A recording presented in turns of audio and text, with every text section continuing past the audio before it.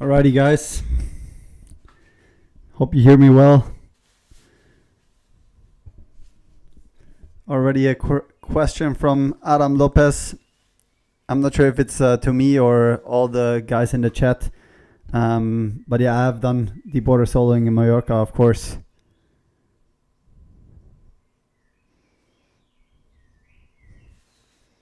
Nice. There's already some deep water solo related questions. So yeah, I want to welcome you guys officially to the live stream. Obviously, I haven't done this many times, so yeah, it's like a new setup and everything. I hope you hear me well. If there's anything with the mic or just let me know, or the video, because yeah, basically doing this for the first time. But yeah, I'm excited. Some people are tuning in, and I'm trying to answer a few questions about deep water soloing. I was kind of promising this video in my deep water series that I've published on YouTube. We made like a lot of vlogs about like a full month we spent in Mallorca past September.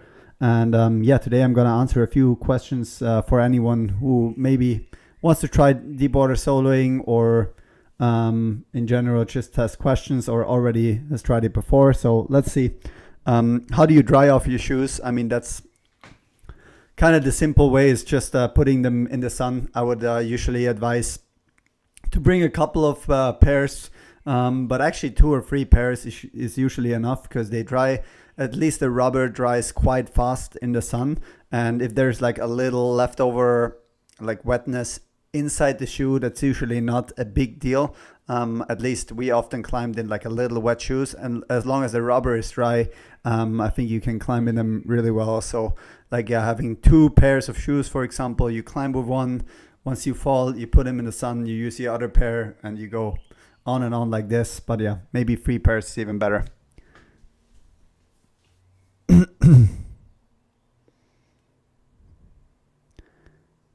Mallorca. Oh, sorry. Oh yeah. The screen is a little further away. I've actually never climbed in Mallorca. No, I've heard of the island. I know it, of course, like the little island close to Mallorca. I've never been there. I don't know. Chris told me that he's been there and he didn't find too many great projects, or like too much potential. But yeah, if you know more and I don't know, have some project in mind, I would love to go there someday. I think in general, like deep water soloing, there's still so much to find all around the world. Mallorca is just right now the place where there's a lot of established routes, and also it's really easy to do deep water soloing there. You have the Mediterranean Sea, which is not the toughest sea. The island is not that big, so you have a lot of cliffs reachable wherever you live on the island, and there's so much amazing climbing. So it's a really nice place to start deep water soloing there, I would say. Servus, wie geht's deinem Finger?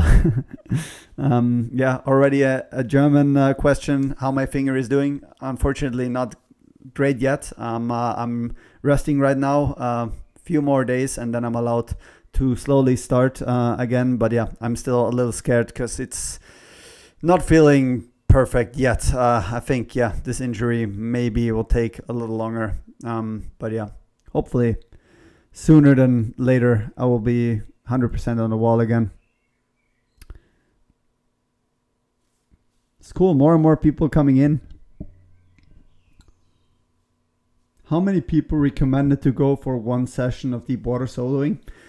But that's, I don't know. There's no real limit, I would say. Obviously there's some kind of limit, but I think you can be a quite big group. It also really depends on the cliff you're going to. Like some of the cliffs also in Mallorca have like some really good spots to chill. Sometimes you even like chill at the top of the cliff. And then at some cliffs, they're like kind of rounded, so you can watch from the top, and then always a few people are going down and climb, so you can be a really big group, but the minimum is always 2, I would say, maybe even 3. Deep water soloing is not something that you want to do by yourself, because it's just very dangerous. You always want one guy or one girl or whoever with you down there. So whenever you climb down to try a route, you want another person there to be able to help you if something goes wrong.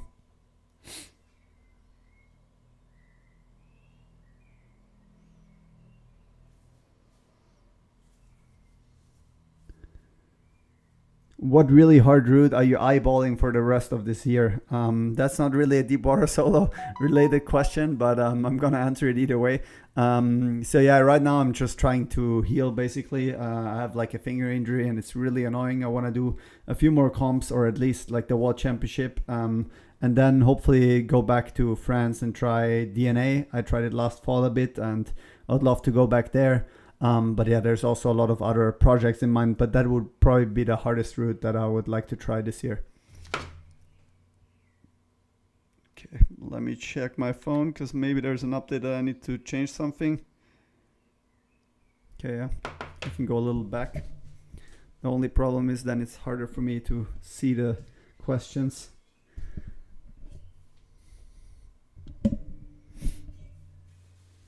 If you have a 1 day trip, would it be better or more practical to go to a bouldering area or deep water, soloing a couple of routes?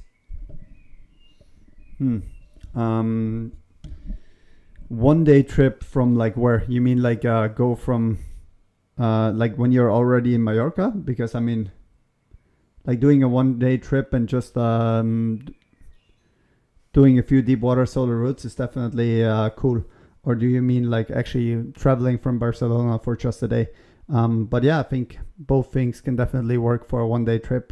Deep water soloing, sometimes even you can even go for a couple of hours. I mean, it can be faster than lead climbing even because yeah, you try a route, you fall down, and if you brought a second pair of shoes, you can do the next try basically immediately. Are you going to try to compete in Chamonix? No, unfortunately not.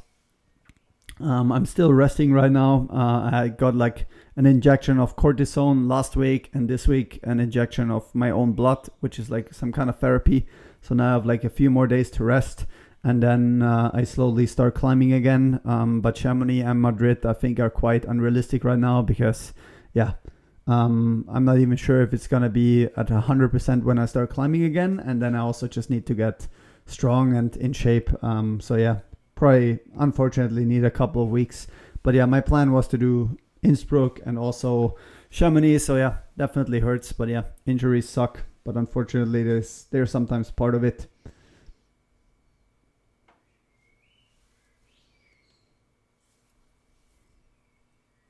Best beginner deep water solo areas. Yes, not that easy for me to answer. I think because there is way more than I know, because I didn't go to all the beginner areas, but I know that there's quite a couple pretty good ones. One that I know where there is like something for everyone basically is Cala Varques. It's also like one of the most beautiful beaches in Mallorca. It's a bit longer of a hike, like 30-40 minutes, but it's totally worth it. I think the most important thing if you want to try out deep water soloing is not necessarily how hard the routes are. I mean, obviously you want to find some crag with grades for you, but more importantly, like where they are in terms of the sea. You never really want to start at a crag that's like facing the sea, like out basically, because that's always really scary. But there is some that have like that are really close to a beach or around it, and it's really easy to exit. That's areas where you really want to start, I think, where you just feel really safe. And Cala Varques is, for example, like that. There's like all people around, there's beaches, you can always swim out, and you're not facing the open sea, which makes it not as dangerous and scary.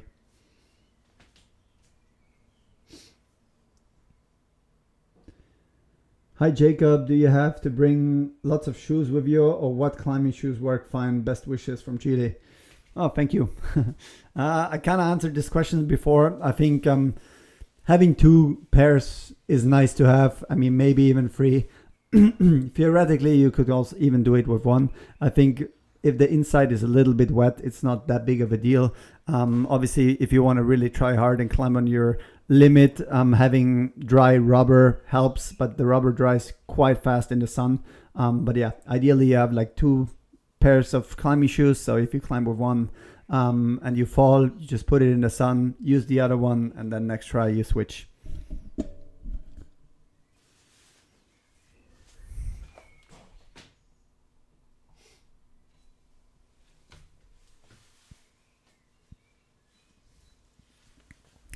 Wie viele Chalkbags verbrauchst du für eine DWS-Tour? So like, yeah, German question. He asks how many chalkbags I use for one route. But yeah, I mean, obviously, I don't know. You mean like for a trip, maybe? So yeah, having just answered the question about climbing shoes, I think chalkbags, excuse me, are a lot worse because they don't dry that fast. But actually, I have a chalk bag with me here, a Mammut chalk bag, of course.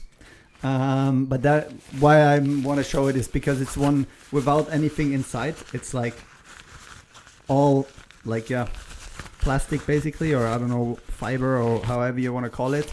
And this one dries like crazy fast, so that's why I love this chalk bag for deep water soloing.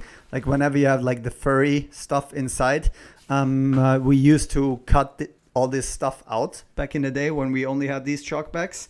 Because this is a quite new one. Actually, I really helped developing this chalk bag, and I always told them it would be nice to have one without the furry stuff, because first of all, I don't really need it. So this chalk bag is even lighter, also for like normal sport climbing, but especially for deep water soloing, it's so nice because it dries much faster. But still, you want like a couple of chalk bags when you're deep water soloing, because even this one, or if you have a normal one, it takes, let's say you have a furry one, it takes ages. So need a couple of chalk bags, and obviously always just put a tiny bit of chalk in and then swap it.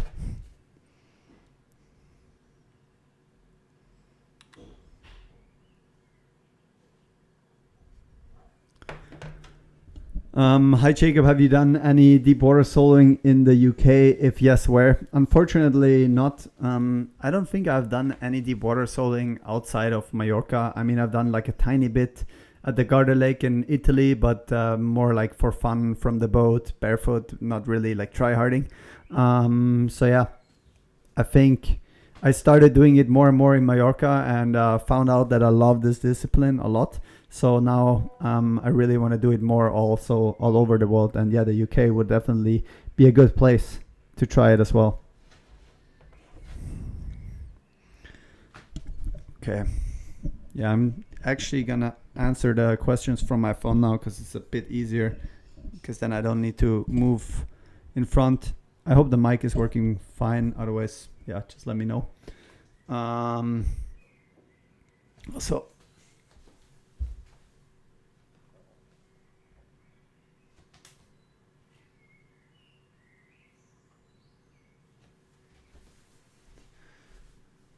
yeah, put the light down a little bit because it's quite bright. It's actually worse.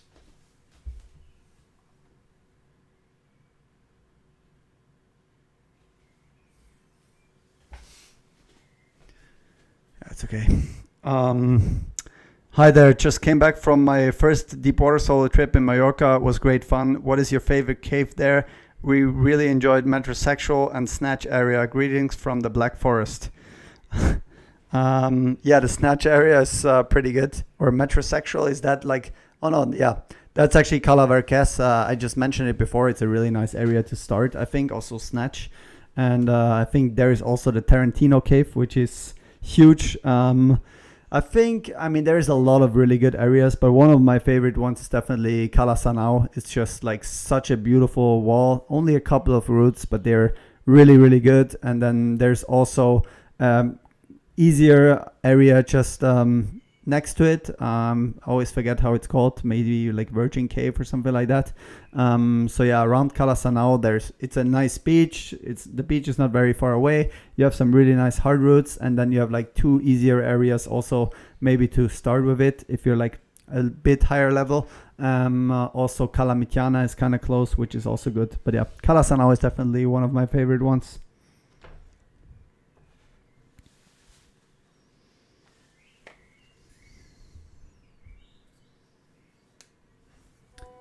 Is it hard to swim in climbing shoes? No, not at all.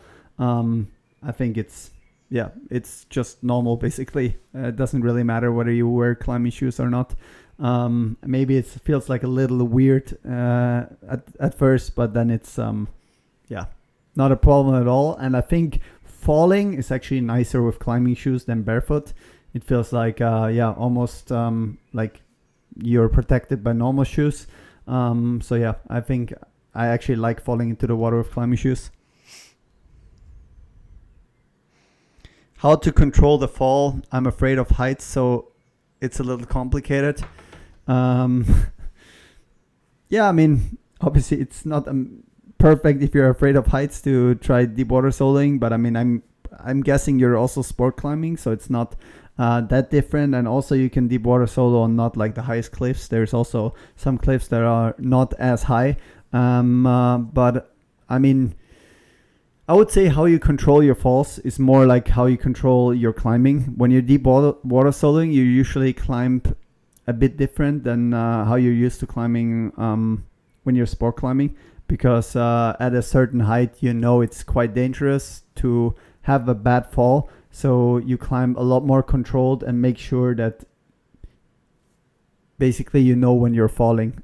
So you're not like taking a really weird fall, but it's more already controlled when you let go. So like, let's say on certain moves, it's hard to commit as much. If a move is just straight up, it's kind of easy to commit because I know I'm gonna like fall feet first. If a move is like super sideways, it's a lot more scary, and you need to control it even more. But it's also something you get used to, how you move in the air, that you can still go kind of straight in certain positions.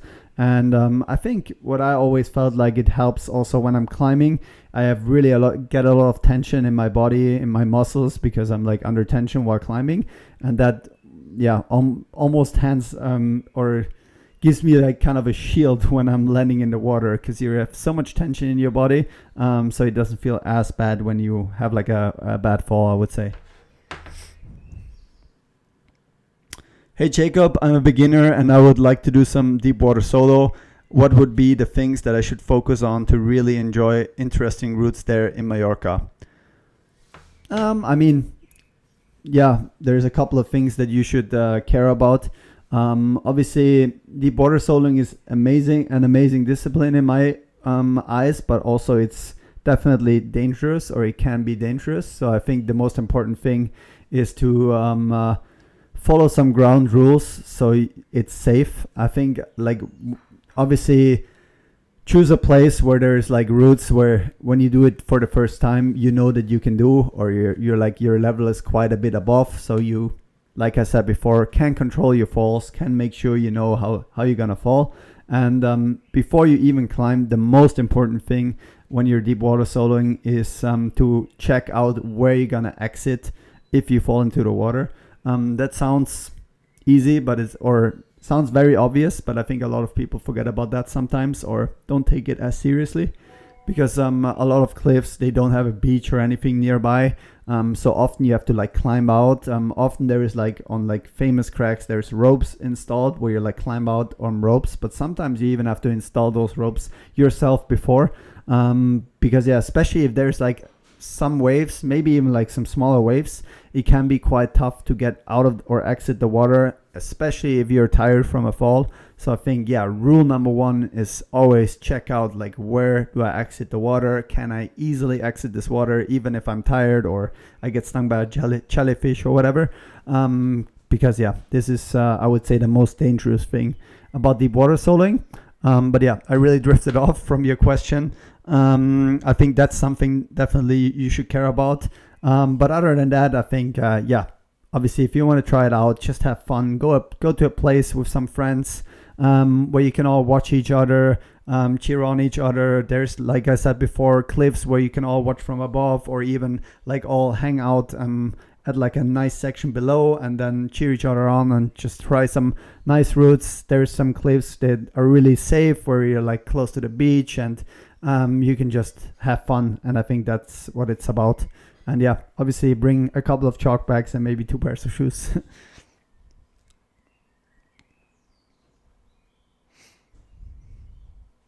Hi Jacob, I was always wondering, how do you access to the spots where you haven't been yet? Do you also have someone who was already there, or just some description from Chris? Yeah, I mean, different things. So sometimes you have like Chris or other friends telling you about a place or a route, or you've seen like videos or photos. So obviously within the community, you talk to everyone and try to hear about cool places or even projects you want to check out. But also there's a lot of scouting. So we have also last trip, we ran around basically a lot. So if you have the luxury of having a boat, then which we didn't, but you could also scout with a boat, of course, like try to see different new cliffs from a boat.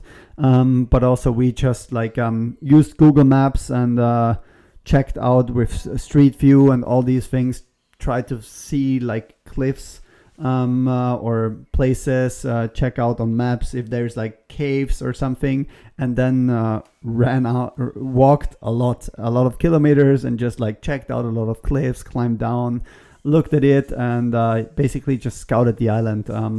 And yeah, it was definitely a lot of work, but also quite a lot of fun. It's a good rest day activity, I would say.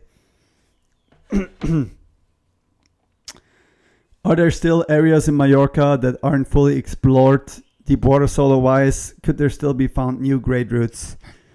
Yeah, definitely. I think not as much anymore. I mean, yeah, for example, we scouted quite a lot last time, but I'm sure there's still quite a lot of potential, especially, yeah, for routes and everything. Like there's definitely still a lot of great hard routes. I mean, the kind of sometimes the problem is also we did like a few really nice first ascents.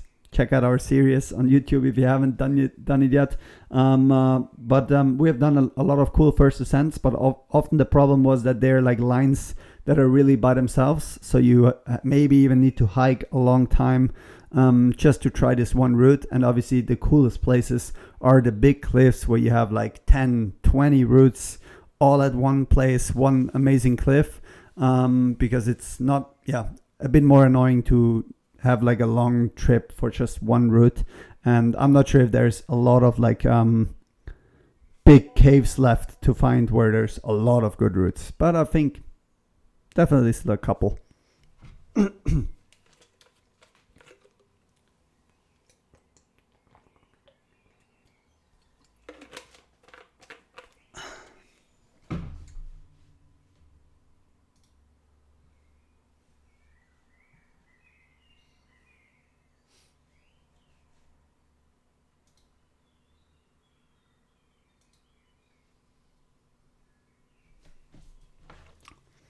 All right, sorry. Does it hurt the climbing shoes when you repeatedly fall in water?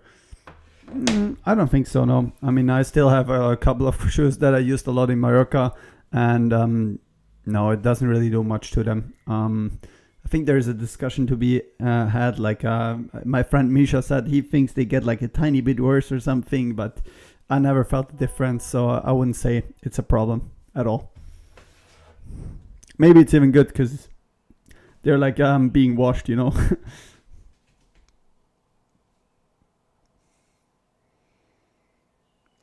What is the highest height you'd feel safe falling from when deep water soloing?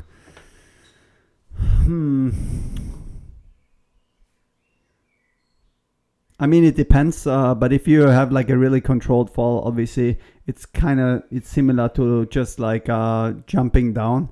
And I would say I'm kind of comfortable like jumping controlled from 20 meters. So I would say like a really controlled 20-meter fall would still be okay. But from 10, 15 meters on, I would definitely say my body is different. I'm definitely a little bit scared.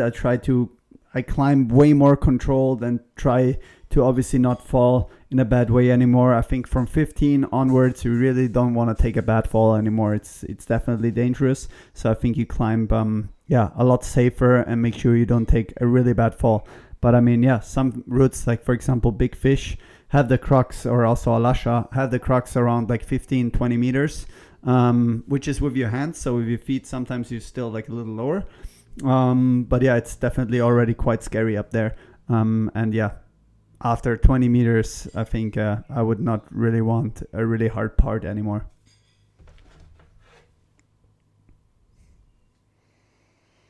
What is the highest you had fallen from the deep water solo route? Yeah, I would say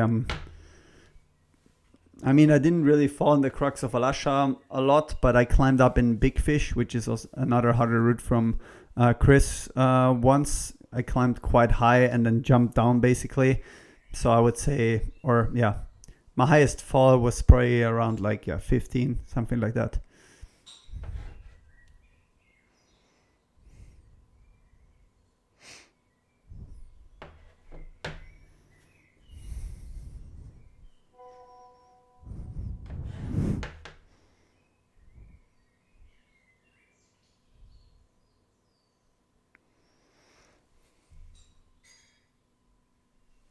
Okay, yeah. We also obviously have like a few questions that a lot of people were already putting into our YouTube section, because that's where like underneath the videos we already said we're gonna do this Q&A. So we have a few older questions that we also wanna address. One of the questions was which time of the year it is best to go to Mallorca. I think it actually starts already in like April, May. I mean, if you're like a tryhard, you can also climb in the winter. Chris, for example, Chris Sharma did one of his hard first ascents, I think in like January. But yeah, I think I think it's still more a discipline where you just want to have a good time and enjoy, and also have kind of a holiday where you jump into the sea. So then I would say the best season is kind of from like May up until end of October. October is a really good month to go, I think. This is also when I was there, because there's a little less tourism already, but the water is still really warm. So and the air temperature is maybe a tiny bit lower than in like July or August. So it's a bit better to climb and like a lot of fun, and you don't mind falling into the water because the water is still really warm. So I would say September, October are maybe the two best months. How do you warm up? That's warming up at deep water soling is a bit more tricky than like obviously bouldering or sport climbing, because often there's not a lot of like easy stuff around. So I definitely always like to bring like a hangboard. I definitely always like to bring a hangboard. I brought one here to show you guys. It's always nice to have like one of those short hangboards with you. They're like easy to bring. You can basically hang them anywhere, or if there's nothing to hang, I just put my like foot in here and then pull on the crimps. So I think this is always nice to warm up with like a board like this, where you're like can just easily warm up your fingers on the crimps. Yeah, like this. There's like a few different can't really see it really well. It's like a few different crimps in there. And then I just like warm up my fingers with this. And then obviously, if it's possible, try to do like some easier routes, or an easier route first and then harder ones. But for example, at Espontas, there is not that much except Espontas. So we just warm up with this a little, move my body a bit, and then try Espontas right away.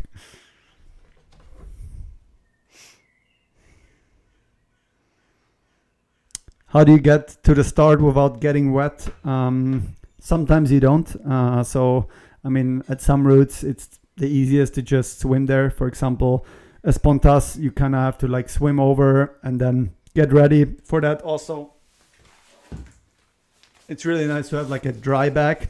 I mean, Mammoth has one, but also a lot of other brands have dry bags where you like, put your climbing shoes, your chalk bag, some other stuff in here, close it, throw it into the water, and then swim with this over to the other side. The stuff stays dry, so then once you're over there, you're gonna change, put on your shoes and stuff, and then climb. But then obviously most cliffs you're able to climb down from the top, so you're actually coming from the top, you climb down some easy route, and then down there is often like a ledge where you can get ready again, maybe chill a little, and then get ready for your hard try. And then other possibilities are also obviously having a boat, or stand-up pedals are also really something that people started to use, which is nice sometimes to get there.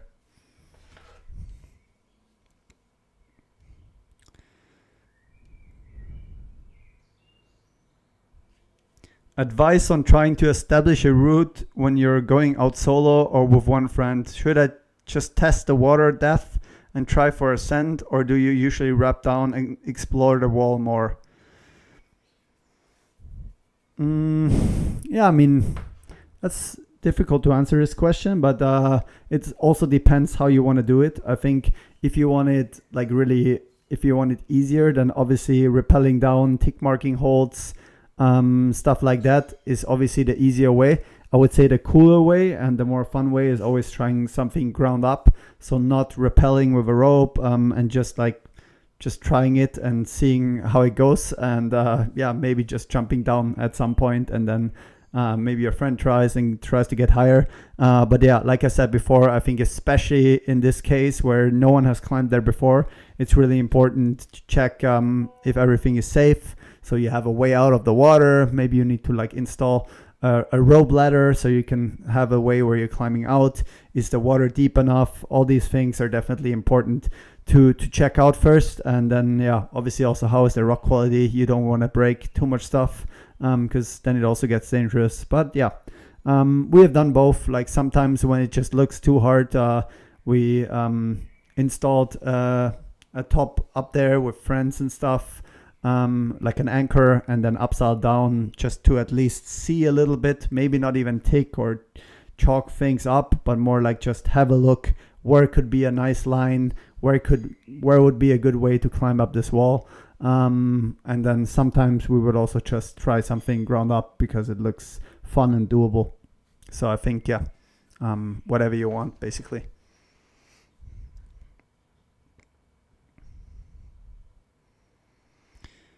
Had the hardest deepwater solo climbs been established ground up, or were they rehearsed on the rope before the actual ascents? What was your hardest ground up? The hardest ascents have basically all been checked out on the rope, like all the routes from Chris. He's worked them with a rope before and then sent them later. And the hardest ones that I have done, I've also used the rope. Sometimes it's not as easy, like it's not obviously not like a sport climbing route. You can't work the route as well. Like for example in Alasha you need to like pendle all the time, catch yourself, try a few moves and then pendle again.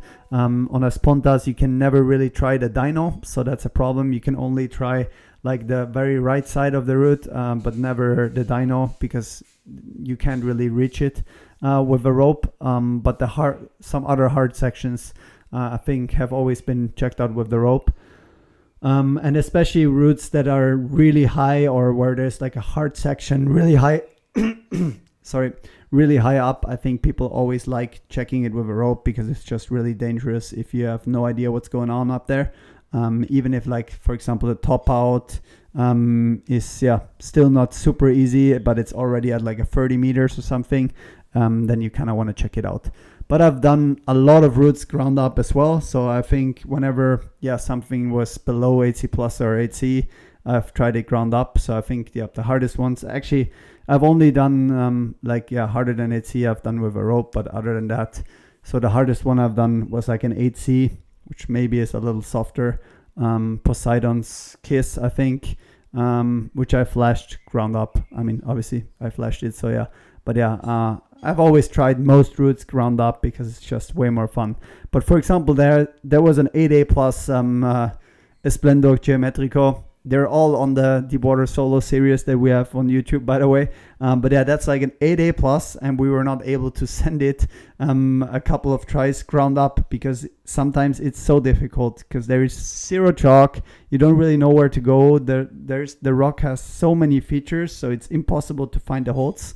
And then at some point someone gets annoyed and upsides down and puts chalk on the right spots.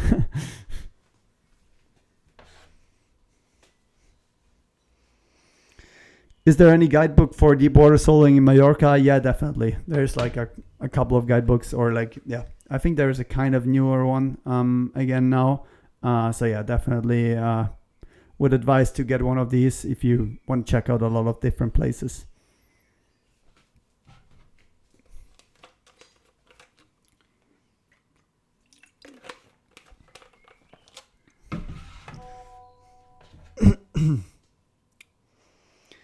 Is there more moisture on the rock compared to a normal crack? Yeah, the conditions can be quite tricky sometimes in Mallorca. That's like maybe a bit of an annoying part of deep water soloing. I was quite lucky both seasons I was there, especially the first season, where we always had like a lot of stuff to climb on. But I've heard from friends where they couldn't really try their projects like Espontas or also Alasha because they would always be wet. It really depends on the wind, on the sea, on all those things. So not even rain, but mostly like wind and the humidity in the air and all that. Sometimes the conditions can definitely suck, and I would say it's very rare that you get as good conditions as like a good condition day at a sport climbing crack, but it's kind of part of it. It's nice to have kind of like the summer vibes, I think, with this discipline where it's also okay when it's a little warmer, maybe not ideal conditions, but you can always go for a swim and have a good time. How do you determine if a deep water solo route is safe? I mean, I think I kind of answered this already in some regard. The most important thing is to check if you have like a way out, if you can have a spot where you're like climbing out if you fall into the water. Is the water deep enough? How high is the route? And is the top part like kind of easy? Do I have like a good exit? I think those are the most important things, especially also sometimes the line is like going around, so you really have to check if all the falls, like let's say you can fall on every single move, is every fall safe, or is there rocks or something underneath sometimes.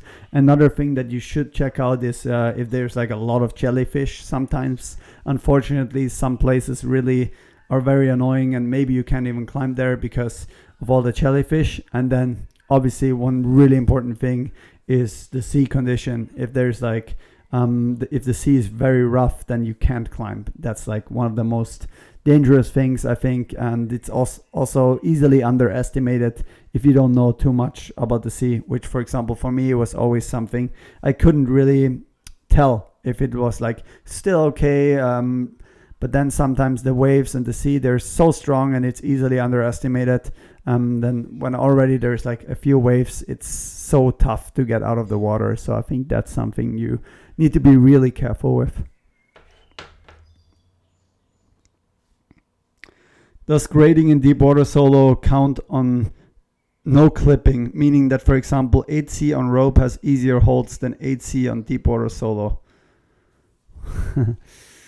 No, I wouldn't say so. I mean, I think grading in deep water soloing is already a little bit special because maybe you almost need like your own grading system, kind of like in trad or like E-grades or stuff like that, because I think nowadays it's often also already put a little bit into the grade that it can be scary and that you don't have perfect conditions, that you can't really work the route as well. So a lot of things make it more difficult. Like I would say, I don't know, some of the routes wouldn't be that hard as a sport climbing route, but they're much harder in this way. Like for example, if I take Espontas as an example, it has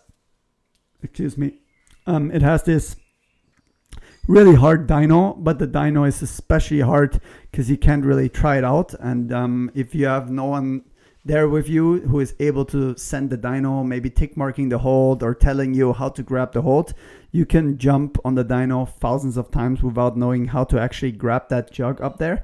And if it was a sport climbing route, I would just once somehow pre-clip the next draw and check out the hold, exactly know how to jump there, try the move over and over again. And deep water soloing, I always have to climb there and try to move again because I can't really upsile there and try to move. So that makes it much harder. And that also makes it difficult to grade, I would say. But in general, I would say like an 8C deep water soloing is easier than like a sport climbing 8C because it has some of those things put into the grade.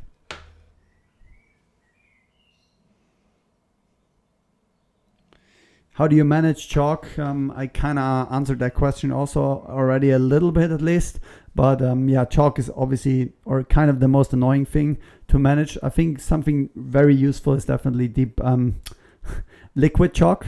Because yeah, you can just use a little bit of liquid chalk and even try some of the shorter routes or some routes without the chalk back. We've done that a lot in Espontas, for example, when we were just trying to finally send the dyno, but weren't really going for a send. So just trying the dyno with some liquid chalk and not bringing a chalk back because we kind of knew there's a big chance I'm going to fall. And I only have like this amount of chalk backs and this amount of chalk. Because obviously whenever a chalk bag gets wet, it takes a while to dry and the chalk is gone. So that's why you also only put like a little bit of chalk for every try usually. Okay, last question. Any plans for deep water solo trips in the future? Definitely. I'm not sure if I'm gonna go back to Mallorca this year. Maybe I even do that just for fun. But I think, yeah, like I said in the beginning of the stream, deep water soloing has a lot of potential, I think, all over the world, and it's such a fun discipline. So I definitely want to do it more, and I also want to do it at newer places. So if someone has like some ideas or seen some cliffs where there's a lot of good potential, let me know, because yeah, definitely psyched for more deep water soloing in the future. So yeah, let's see. You tried deep water solo in Sardinia once, but you felt like you couldn't climb hard. Yeah, I mean, I think it's something you get used to. It's definitely harder to climb as hard as like you're not going to limit test right away like you do in sport climbing, but you get used to it and you definitely push your limit at some point, and then it's also very, very fun. I'm telling you. Yeah, I think I mean, I was talking a lot, but it was definitely fun. A lot of good questions, and I hope most questions are answered. I mean, we're gonna put this video back on YouTube, so if you missed some things, you definitely can like re-watch the whole video later. There's like 2 more questions coming in. I'm gonna answer these 2 more, and then I think I call it a day.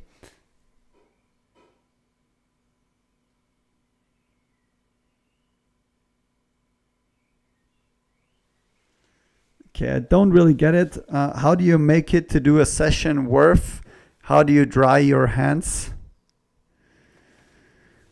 So I mean, drying your hands, you mean like after you fell into the water? I mean, obviously you just you just wait until you're dry again.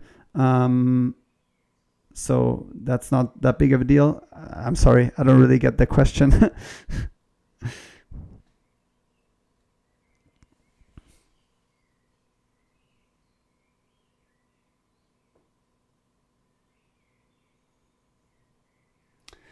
Do you think any of the routes are graded easier because of the fear factor?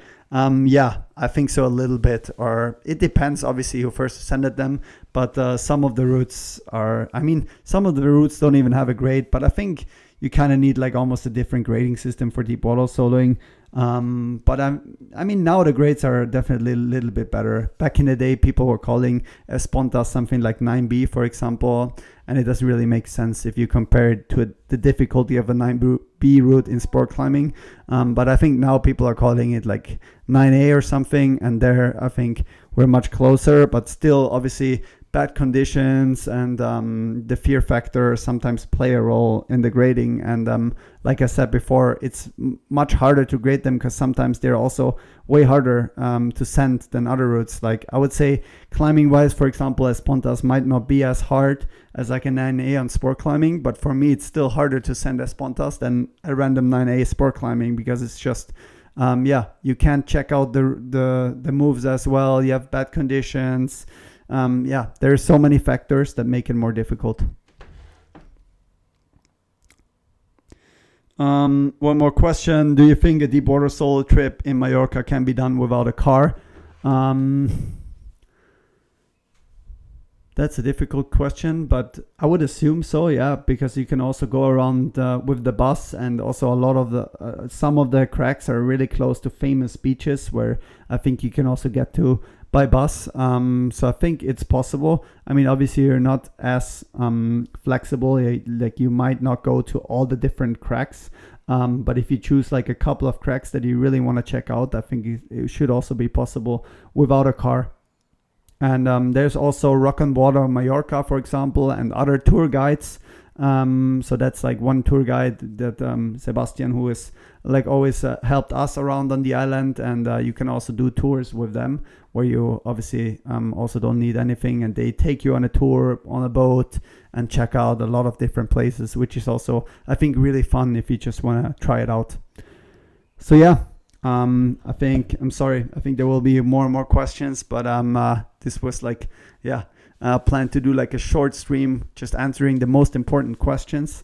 I hope you had fun, and thanks a lot for all the nice messages. I also hope I'm gonna recover fast and hopefully do a stream like this soon again, maybe about some other topic, because definitely enjoy it, and now I also have this set up. So thanks for tuning in, and I hope you learned some things about deep water soloing.